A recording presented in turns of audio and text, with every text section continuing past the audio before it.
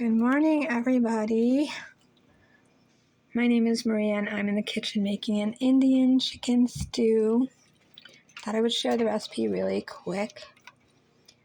I used rotisserie chicken. I used dark and white. I used baby carrots and whole carrots, a yellow pepper. I used cauliflower and broccoli. Basically, it's a stew. I made a flour roux with butter and olive oil because I like to mix it.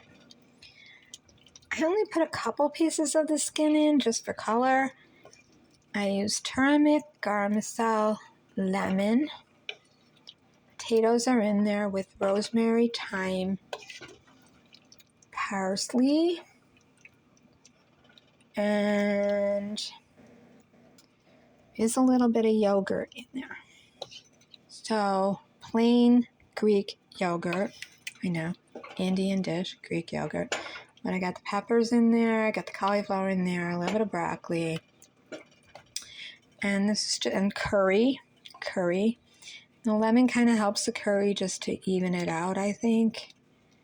I was thinking of putting nutmeg in it, but I'm not there yet. A little paprika. I cut everything into like a stew cut, but with the baby carrots, it's kind of hard to do that. You just gotta kind of cut them on a bias and then chop them in half. I quartered my onions.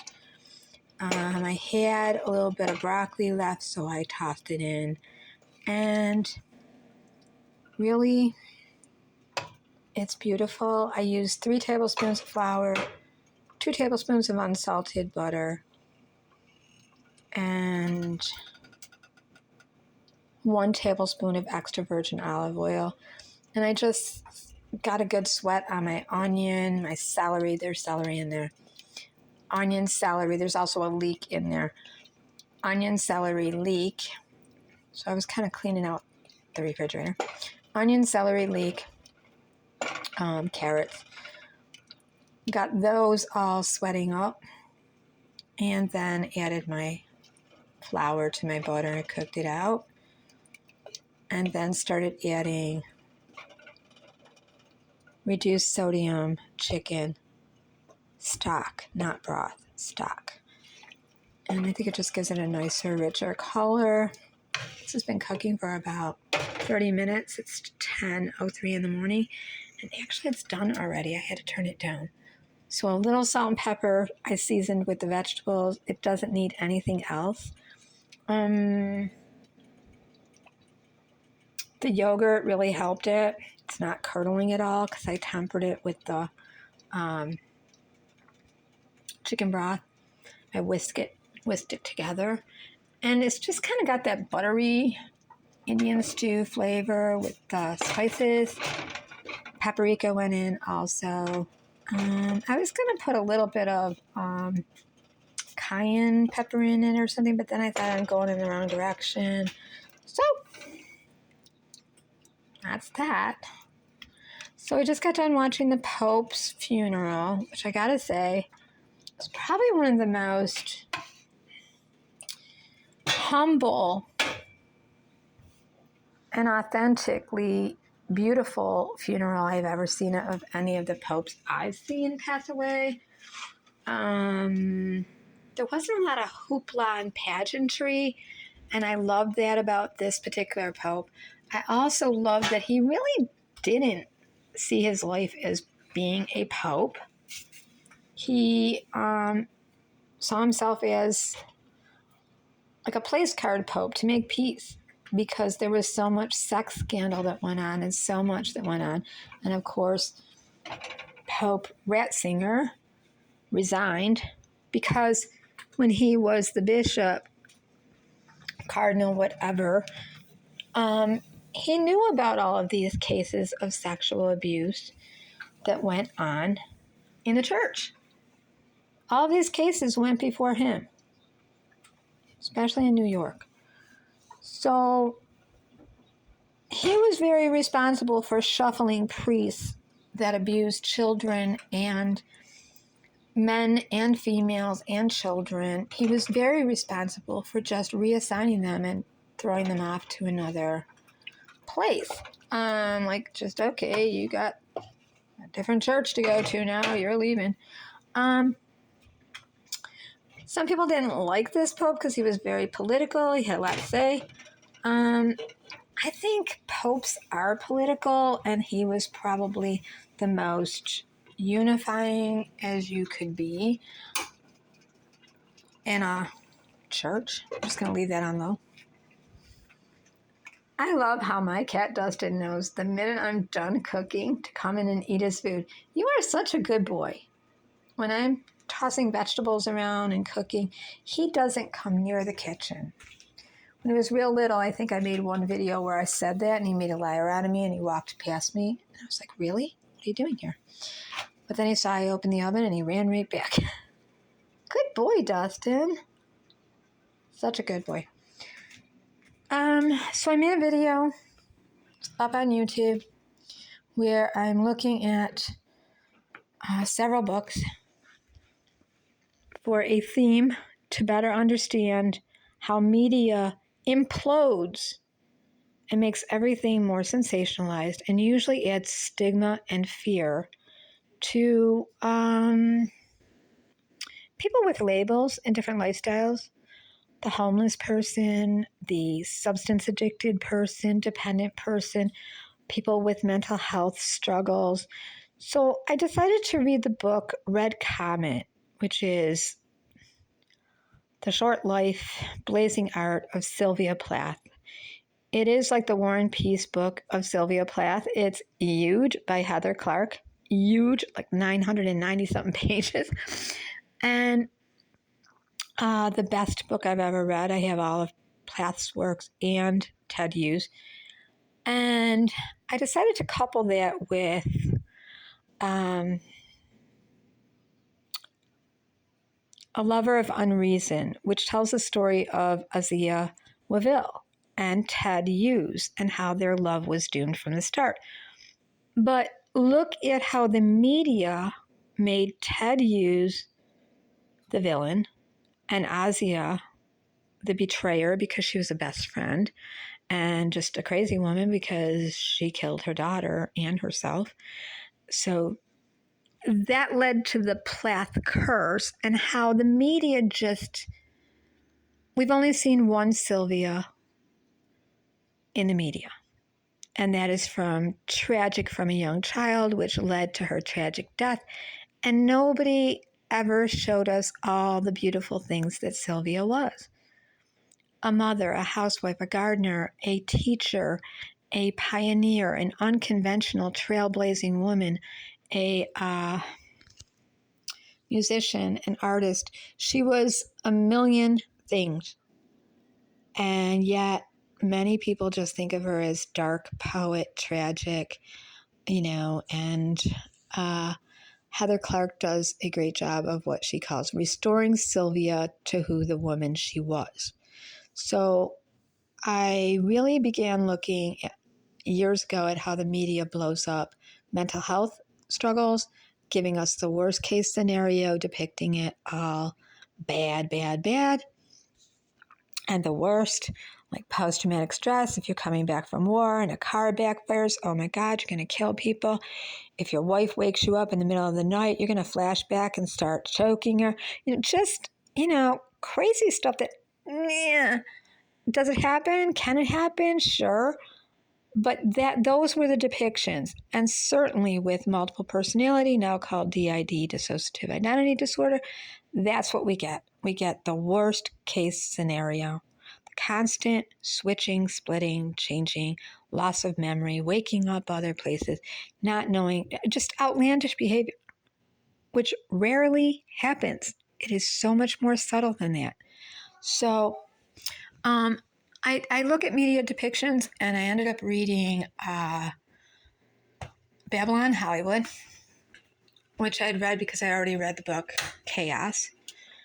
And I was reading that. I was following Candace Owen, who was reading Chaos and then Babylon Hollywood. But I had already read Chaos years ago when Dr. Colin Ross was talking about all the experiments that went on, MK Ultra, all those things. Hang on. Dustin's going to make some noise now. What? Where are you? I don't see you. Dustin, where are you? Well, what? Did you want to let me know the stew was boiling? What are you yelling at? What's wrong? You hear the people downstairs, the kids waking up? So, that was kind of like a strange howl from Dustin. What's up? What's up, baby boy? What's up? So I also incorporated with that book Hollywood on the Couch, which is an excellent book that talks about the marrying of Hollywood back in the 1940s, how Hollywood got together with all the psychoanalysts, which I've told you about in other videos, to show people what people should be and what they shouldn't be on screen. And so where does the stigma come from? The media, but also the media is books, it's big screen, small screen, and now it's social media. So I made a video about that, and now I just made my Indian stew, and now I'm going to go spend time with my cat, and I thought I would say hello to you all and just say that I'm not one that worships popes. You're never going to hear me calling a pope a holy father. Those words are never coming out of my mouth to any priest, but definitely not. No disrespect to stout Catholics. And this pope didn't like that. He led everyone else to God, Jesus, the Holy Spirit. He didn't take a salary. He only had $100 on him when he died. He refused to be styled like all the other popes with all the pompous gold crowns and robes. He just wore the white. He was buried in a wood coffin. So, I just think that I felt bad for him that he really didn't want to be the pope. But they thought, well, you'll be a good person to make peace with the whole sex scandal and all the wrongs that the church has done, and it just kind of fell on his lap, and he made the best of it. I loved seeing President Trump and President Zelensky there. I know that King and all the world leaders, President Biden was there, and his wife Jill, everyone was there. Prince William was there. Now, he came in place of his father, King Charles, because King Charles had just visited the Pope the same week that J.D. Vance, VP, had visited. So I really feel this Pope knew that his heart was failing and that he was filling with fluids. You could tell by looking at him. And that he was told, don't go out amongst the people. Don't stand too long. Don't sit too long. Because when you're filling with fluid and your heart is failing, it's very easy to drown in your fluid. And I think he really went out knowing that if he went amongst the people, met everyone, all these big people that were coming to see him on Easter weekend, if he didn't show up, that he didn't do his job. And so I really think he chose to leave this plane knowing that he would die, that his heart would fail. And that's what happened. Because when your heart and your kidneys are failing like his were, you can't be on your feet or even sitting that long. You need to keep your feet up and have some respiration help. And I just thought it was interesting, very interesting. The best pictures I saw that came out of it was President Zelensky and President Trump meeting in the Vatican Museum and just kind of sitting there leaning into each other, having a really nice conversation.